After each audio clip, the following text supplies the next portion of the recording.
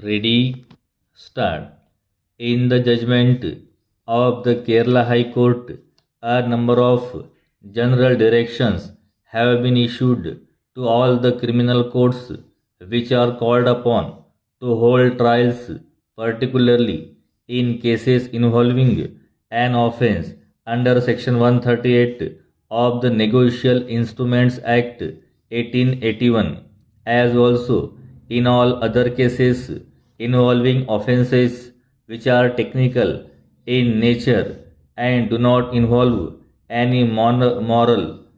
turpitude. In view of the controversy at hand, it is unnecessary to state the facts giving rise to this appeal in detail, except to note that the present case arises out of a complaint filed under Section 138 of the NI Act. On being summoned by the magistrate, the accused preferred a petition before the High Court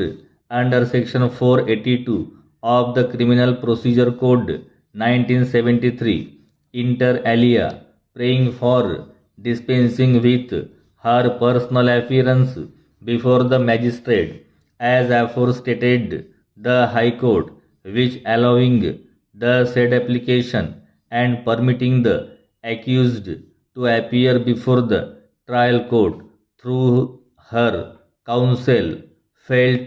that there was great need for rationalizing, humanizing, and simplifying the procedure in criminal courts, with particular emphasis on the attitude to the criminal with no moral turpitude, or the criminal allegedly guilty of only a technical offense, including an offense under Section 138 of the NI Act, relying on the decision of this court in Bhaskar Industries Limited versus Bhivani Denim Limited and others, and of the Kerala High Court in Sasindran Nair versus General Manager. The learned judge has issued the following rules of guidance with a direction that these can and must certainly be followed by the court below in the instant case, as also by all criminal courts which are called upon to deal with trials under Section 138 of the NI Act. Hereafter, in all 138 prosecutions, the very fact that the prosecution is one under Section 138 of the Negotiable Instruments Act shall be reckoned as sufficient reason by all criminal courts to invoke the discretion under Section 205 CRPC, and only a summons under Section 205 CRPC shall be issued by the criminal courts at the first instance. In all pending 138 cases, also applications under Section 205 CRPC shall be allowed, and the accused shall be permitted to appear through their counsel. Para. The plea, whether of guilty or of innocence, can be recorded through counsel duly appointed, and for that purpose personal presence of the accused shall not be insisted. Evidence can be recorded in a trial under Section 138 of the Negotiable Instruments Act in the presence of the counsel as enabled by Section 273 CRPC, when the accused is exempted from personal appearance, and for that purpose the personal presence of the accused shall not be insisted. Para. Examination under Section 313 subsection B CRPC can be dispensed with under the proviso to Section 313 subsection 1, and if the accused files a statement explaining his hand, the same can be received by the court notwithstanding the absence of a provision similar to section 233 and 243 CRPC in the procedure for trial in a summons case, the power and the obligation to question the accused to enable him to explain the circumstances appearing in evidence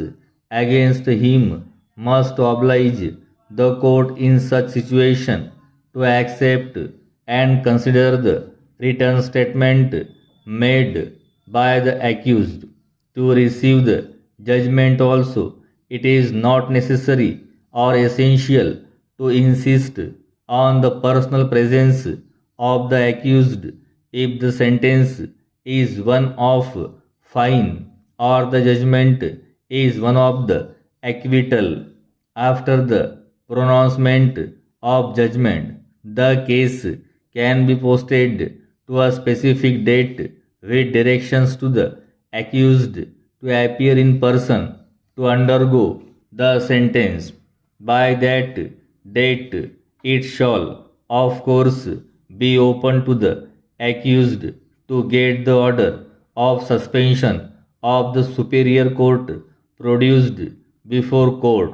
where warrants are to be issued in 138 prosecution. Ordinarily, a bailable warrant under section 88 CRPC must be issued at the first instance before a non-bailable warrant